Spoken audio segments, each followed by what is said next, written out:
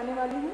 ये एक बहुत पुरानी बीमारी है जो कि 2400 ईसा पूर्व से हमारे समाज में फैली हुई है और इस बीमारी का प्रमुख लक्षण खांसी, जुकाम, बलगम होना, जो कि इस समय इस रोग से मैं भी ग्रसित हूँ। लेकिन इस रोग का ये लक्षण अगर 2 हफ्ते तक आपके अंदर रह रहा है तब वो खतरनाक है। अगर 2 दिन के लिए है तो कोई चिंता की बात नहीं है। Now what is tuberculosis? Tuberculosis क्या है? क्षय रोग को हम ट्यूबरकुलोसिस, तपेदिक और भी कई नामों से जानते हैं। यह एक वायु जनित संक्रामक रोग है जो कि माइकोबैक्टीरियम ट्यूबरकुलोसिस जीवाणु के द्वारा होता है। इस जीवाणु का चित्र आप इसमें देख रहे हैं। ये रॉड शेप बैक्टीरिया होता है और ये एरोबिक होता है। इसका मतलब ये वायु में इसको अपने सारे सिस्टम को, जो उसका पूरा सिस्टम होता है, उसको चलाने के लिए वायु की आवश्यकता होती है। वर्ल्ड हेल्थ ऑर्गेनाइजेशन WHO के अनुसार वर्तमान समय में टीबी का संक्रमण एक व्यक्ति प्रति सेकंड की दर से फैल रहा है और अगर इसकी सुरक्षा के लिए नए उपाय नहीं किए गए तो 2020 तक 100 करोड़ जनसंख्या इससे पीड़ित होगी और उसमें से 70 करोड़ मृत्यु को प्राप्त हो जाएगी। जबकि 2010 में 8.8 मिलियन टीबी केसेस रिपोर्टेड हुए हैं, जिसमें से 1.45 मिलियन की डेथ हो चुकी है। और ये सिनेरियो विकासशील देशों का है। सबसे ज्यादा विकासशील देशों में ही टीबी का प्रभाव देखा जा सकता है। वैश्विक अनुमान बताते हैं कि बच्चों में प्रत्येक वर्ष 15 लाख बच्चे इस रोग से ग्रसित होते हैं और 1.3 लाख की इस बीमारी द्वारा मृत्यु हो जाती है। क्षय रोग के इस प्रकार से विस्तार पाने का सबसे बड़ा कारण इस बीमारी के प्रति लोगों में जानकारी का अभाव है। भारत में टीबी के फैलने का मुख्य कारण इस बीमारी के लिए लोगों का सचेत ना होना और इसे शुरुआती दौर में गंभीरता से ना लेना है। जबकि यह टीबी किसी को भी हो सकती है, बच्चे, बूढ़े, जवान, ये किसी को भी अपने संक्रमण में ले सकती है और इससे बचा सिर्फ कुछ उपायों के द्वारा जा सकता है। क्षय रोग का इतिहास, जैसा कि मैंने आपको बताया कि यह बहुत पुरानी बीमारी है। मिस्र में ये 2400 से 3000 ईसा पूर्व रिपोर्ट हुई थी ममीज की रीढ़ की हड्डियों में। ये भी आपको चित्र में दिख रहा है। उसके बाद ये माइकोबैक्टीरियम ट्यूबरकुलोसिस जंगली भैंसों में पाए गए और ये माना जाता है कि ये जंगली भैंसों से ही मनुष्यों में आए हैं। ग्रीक शब्द में क्षय रोग को थाइसिस कहा जाता था, जिसकी वजह से आदमी को जबरदस्त बुखार और खांसी आती थी और उस समय यह बहुत घातक बीमारी मानी जाती थी। हम लोग के भारतीय धार्मिक ग्रंथों में भी इसकी पुष्टि हुई है। ऋग्वेद में क्षय रोग को यक्ष्मा, अथर्ववेद में बालसा और सुश्रु संहिता और शिव पुराण में भी इसका वर्णन मिलता है। 17वीं शताब्दी में सिल्वियस ने अपनी बुक ओपेरा मेडिका में ट्यूबरकुलोसिस के बारे में लिखा था और इस बीमारी के बारे में बताया था कि यह सबसे पहले फेफड़ों को संक्रमित करती है। तत्पश्चात ये विभिन्न अंगों को भी अपने प्रभाव में ले लेती है। चूंकि इस बीमारी के काफी सारे लक्षण थे, इस वजह से 1820 तक इसको कोई भी नाम नहीं दिया गया।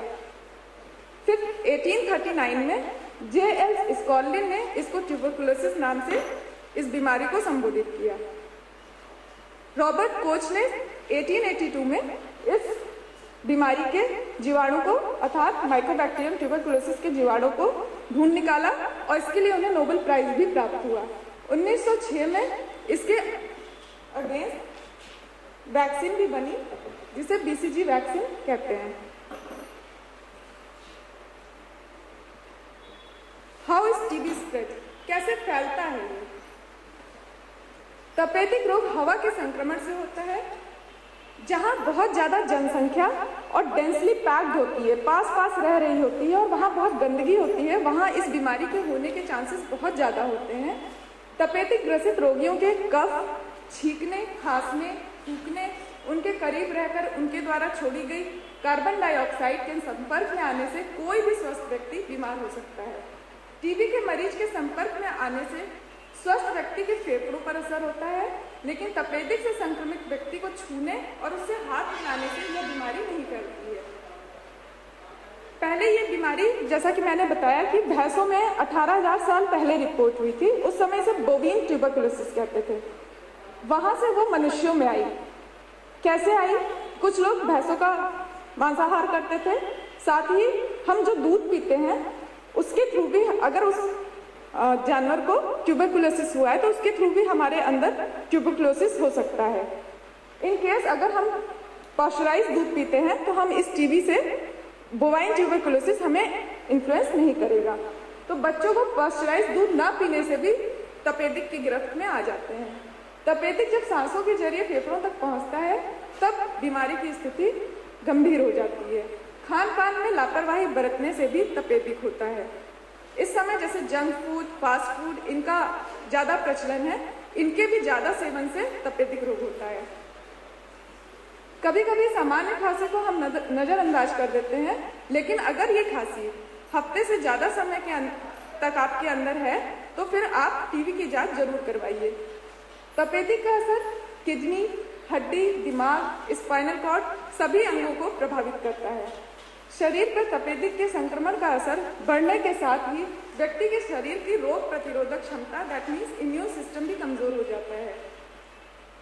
इसीलिए जो इनका इम्यून सिस्टम कमजोर है, जैसे डायबिटिक पर्सन, कैंसर वाले पर्सन, HIV वाले पर्सन, इनके अंदर ये रोग होने की संभावना सबसे ज्यादा होती है। शराब पीने वाले आदमियों को भी ट्यूबरकुलोसिस सबसे पहले होता है, संभावना ज्यादा होती है। अस्पताल में काम करने वाले कर्मचारीगण जो टीबी मरीजों की सेवा कर रहे होते हैं, उनको भी यह डिजीज बहुत जल्दी होती है। क्षय रोग के लक्षण: 2 हफ्तों से ज्यादा खांसी होना, तेज बुखार आना, क्षय रोग के आम लक्षण हैं।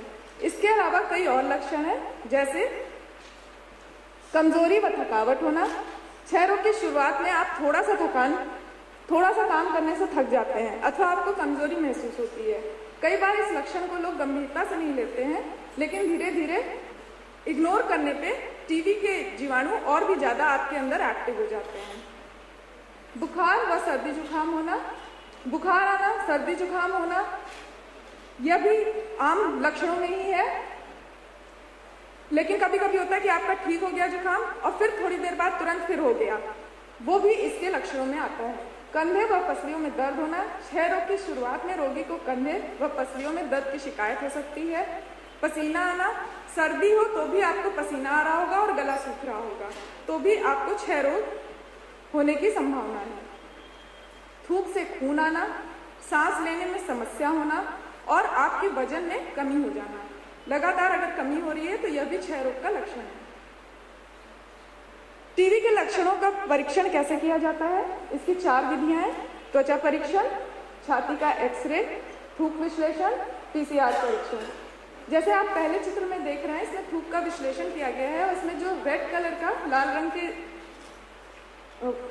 वो दिख रहे हैं आपको फाइबर टाइप के, वो आपका माइकोबैक्टीरियम ट्यूबरकुलोसिस के बैक्टीरिया है। दूसरा एक्सरे है, उसमें जो डॉटेड लाइन से दिखाया गया है वो वहां पे दिखा रहा है कि वो एरिया इन्फ्लुएंस्ड है, उसके प्रभाव में है।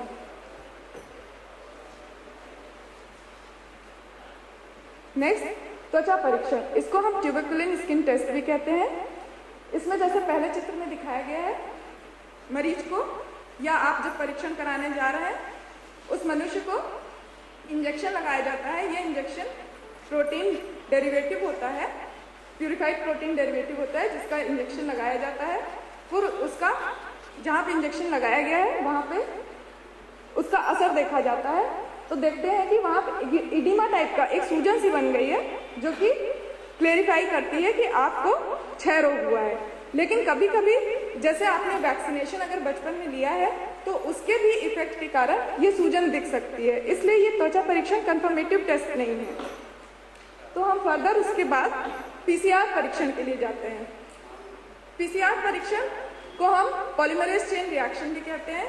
इसमें DNA अथवा RNA के छोटे छोटे फ्रैगमेंट्स को एनालाइज किया जाता है, परीक्षण किया जाता है, और ये परीक्षण पॉलीमरेज एंजाइम की प्रेजेंस में होता है।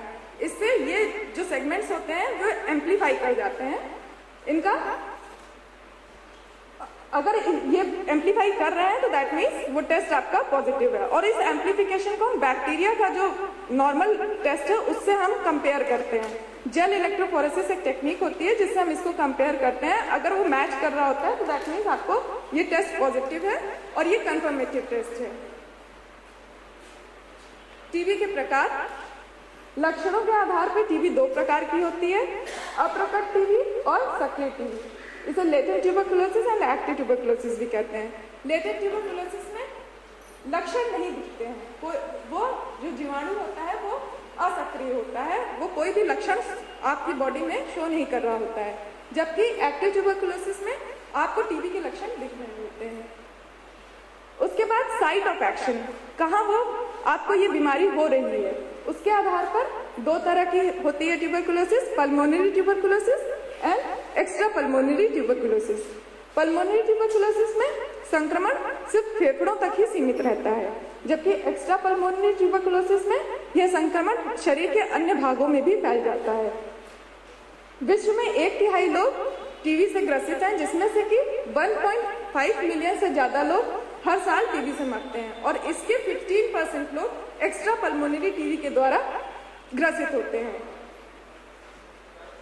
एक्स्ट्रा पल्मोनरी टीबी में शरीर के ये भाग संक्रमित होते हैं, जैसे लसिका ग्रंथि में टीबी होना, फेफड़ों के ऊपर की सतह पे टीबी होना, महिलाओं के जेनिटोयूरिनरी ट्रैक में जिसे यूरोजेनिटल ट्यूबरकुलोसिस कहते हैं, हड्डियां व जोड़ों में टीबी होना, ऑस्टियोसिस ट्यूबरकुलोसिस, मस्तिष्क आवरण में टीबी होना जो कि समय पर इलाज ना होने से घातक हो सकती है, इसको मेनिंजाइटिस ट्यूबरकुलोसिस कहते हैं। आंत में टीबी होना, हृदय के ऊपर की सतह जिसे पेरिकार्डियम कहते हैं उसमें टीबी होना, त्वचा की टीबी होना और मिलियरी टीबी होना। मिलियरी ट्यूबरकुलोसिस में ये ट्यूबरकुलोसिस के जीवाणु आपकी पूरी बॉडी में फैल जाते हैं और जगह जगह गांठें बना लेते हैं। यह टीबी की सबसे डेंजरस स्टेज होती है और मेनिंजाइटिस ट्यूबरकुलोसिस भी एक डेंजरस स्टेज होती है ट्यूबरकुलोसिस की। एक्स्ट्रा पल्मोनरी टीबी के लक्षण, अगर रोगी की लसिका ग्रंथि में टीबी के जीवाणु हैं तो रोगी की लसिका ग्रंथि फूल जाएगी और उसमें सूजन भी आ जाएगी और कभी कभी पस भी भर जाता है और उसमें भयंकर दर्द होता है। हड्डियां व जोड़ों की टीबी में भी रोगियों की उस जगह पर काफी दर्द होता है। हड्डी जहाँ जहाँ जॉइंट्स होती है वहाँ दर्द होता है, सूजन हो जाती है। मस्तिष्क आवरण में भी टीबी के लक्षण दिन प्रतिदिन बढ़ते जाते हैं और उस लक्षण में आपको दोहरा दिखाई देना, भूल जाना, दिमागी भ्रम, यह सब शामिल होता है। सर दर्द भी होता है बहुत ज्यादा और अगर इलाज नहीं करवाया गया तो बीमारी जानलेवा हो जाती है। पेट में टीबी होने पर रोगी को दर्द व पाचन संबंधी समस्याएं होती हैं। जेनिटोयूरिनरी टीबी में यूरिन में दर्द की समस्या, बार बार यूरिन होना आदि समस्याएं आती हैं। अब इस बैक्टीरिया के अगेंस्ट हमें ड्रग्स बनाना है। अब ड्रग्स को हम बैक्टीरिया को टारगेट करके बनाते हैं कि वो बैक्टीरिया पे कितना असर करेगी और उसमें सबसे पहले बैक्टीरिया के हम सेल को लेते हैं। उसमें डिफरेंट ऑर्गेनेल्स होते हैं as well as cell wall होती है जिसको हम टारगेट करते हैं। जैसे माइकोलिक एसिड सिंथेसिस से इसका सेल वॉल बनता है तो हम माइकोलिक एसिड सिंथेसिस को ब्रेक करने वाली ड्रग बनाएंगे, या तो जो न्यूक्लियस में अटैक करे जैसे डीएनए आरएनए की सिंथेसिस को इनहिबिट कर दे, इस तरह का हम लोग ड्रग के लिए टारगेट चुनते हैं। यह विभिन्न दवाएं हैं जो टीबी के अगेंस्ट यूज होती हैं। इसमें दवाओं को दो कैटेगरी में रखा गया है, first line drugs and second line drugs. First line drugs में isoniazid and rifampicin essential drugs में आती हैं, इनको देना कंपलसरी है। और दूसरे में पायराजिनामाइड, इथैम्ब्यूटॉल और स्ट्रेप्टोमाइसिन आती हैं। सेकेंड लाइन ड्रग में ethionamide, cycloserine, capreomycin, amikacin, kanamycin and PAS है। और इंजेक्टेबल ड्रग्स में फ्लोरोक्विनोलोन है और अन्य दवाएं हैं। ट्यूबरकुलोसिस का प्रबंधन, टीबी के मानकीकृत सीमित समय उपचार में आइसोनियाजिड, रिफैम्पिसिन, पायराजिनामाइड तथा इथैम्ब्यूटॉल 2 महीने के लिए दी जाती है। तत्पश्चात पायराजिनामाइड, रिफैम्पिसिन एंड आइसोनियाजिड जो होता है वो 4 महीने के लिए दिया जाता है। और इस 6 महीने में 99.9% रोगी जो होते हैं उनका पूर्णतः उपचार हो जाता है। लेटेंट ट्यूबरकुलोसिस में 6 से 9 महीने तक लगातार आइसोनियाजिड एंड रिफैम्पिसिन दी जाती है, जबकि अगर आपका पेशेंट सेंसिटिव है तो उसको इथैम्ब्यूटॉल नहीं दी जाती है।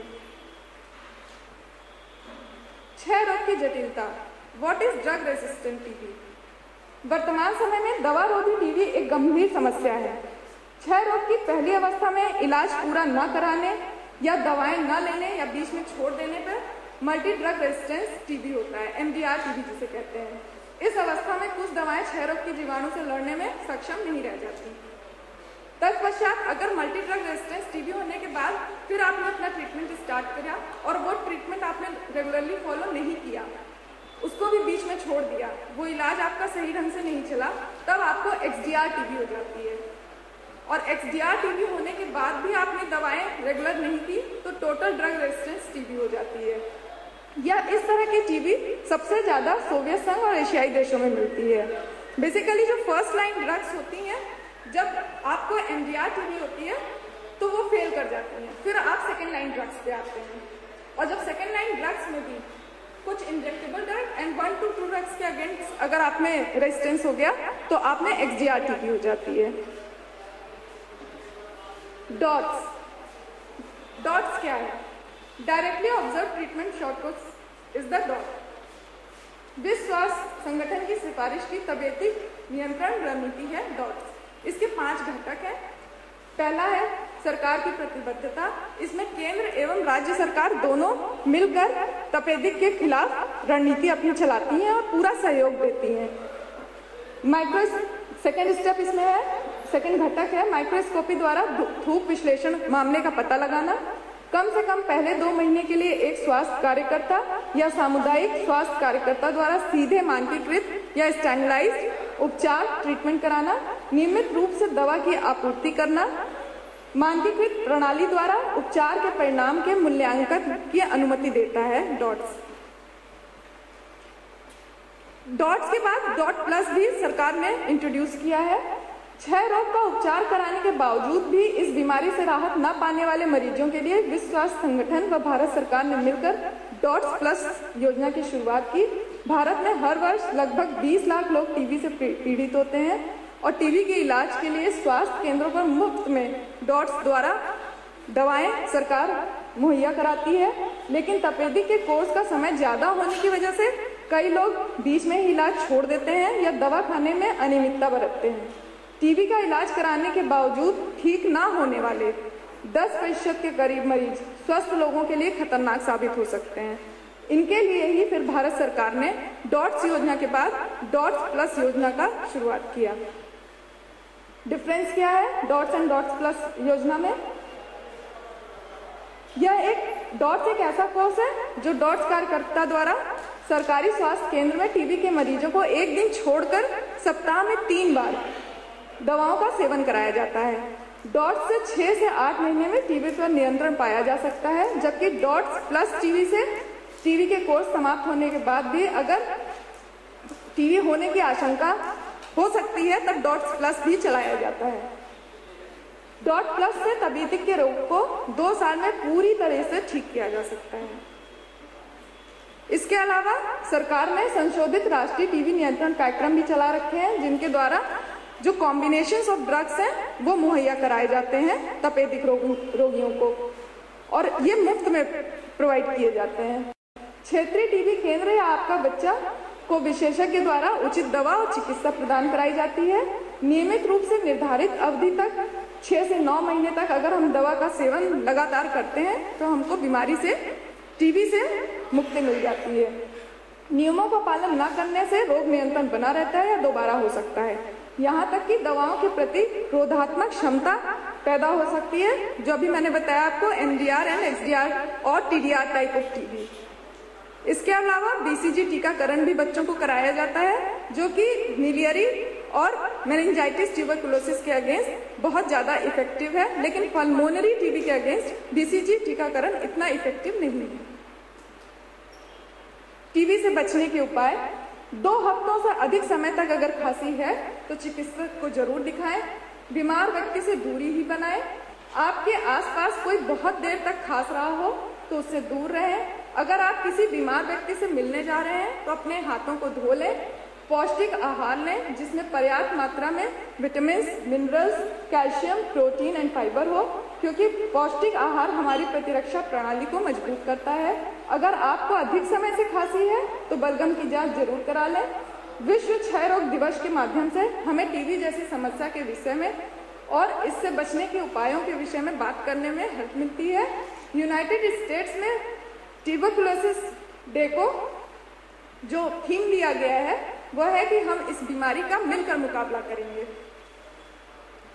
क्षय रोग से संबंधित महत्वपूर्ण तथ्य। इंडिया और ऑल ओवर द वर्ल्ड में 24 मार्च को एंटी ट्यूबरकुलर डे मनाया जाता है, जिसे वर्ल्ड ट्यूबरकुलोसिस डे कहते हैं, और इसको WHO का समर्थन भी हासिल है।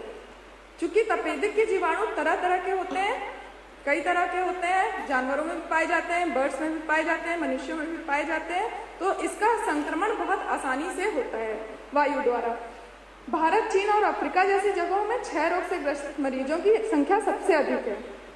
यह कोई हेरिडिटरी डिजीज नहीं है, अनुवांशिक बीमारी नहीं है, बस यह एक दूसरे से दूसरे व्यक्ति में संक्रमण के द्वारा, वायु संक्रमण के द्वारा फैलती है। टीबी किसी भी उम्र के व्यक्ति को अपनी चपेट में ले सकती है। टीबी उन लोगों में सबसे ज्यादा होती है जो कमजोर होते हैं, फिजिकली नहीं, इम्यून सिस्टम जिनका कमजोर होता है। टीबी ऐसी बीमारी है जिसे समय रहते नियंत्रित नहीं किया गया या इलाज बार बार छोड़ देना इस स्थिति को भयानक बना सकता है। मादक पदार्थों के सेवन और खासकर अल्कोहल इत्यादि लेने वाले व्यक्तियों को टीबी बहुत जल्दी अपनी चपेट में लेता है। जिन लोगों को एड्स है या फिर जो लोग डायबिटीज, खासतौर पर टाइप 2 डायबिटीज से पीड़ित है, उनको भी यह रोग बहुत आसानी से ग्रसित करता है। टीबी बच्चों में भी होता है, लेकिन बच्चों को समय रहते टीबी वैक्सीन लगवाया जाए तो टीबी से बचा जा सकता है। टीबी का फ्यूचर क्या है? 2000 तक ऐसा सोचा गया था कि जो विभिन्न आयाम लिए जा रहे हैं टीबी को रोकने के लिए, जैसे टीकाकरण, इतनी उपचार विधियां, उसके द्वारा टोटली कंट्रोल्ड हो जाएगी टीबी या एलिमिनेट हो जाएगी। लेकिन HIV के आने से, एड्स के आने से यह बीमारी और ज्यादा इसकी वृद्धि हो गई। अगर हम HIV को रोक लिए, उसका हमने पूरा फुल ट्रीटमेंट कर लिया, तो हम टीबी से भी अपने देश को बचा सकेंगे।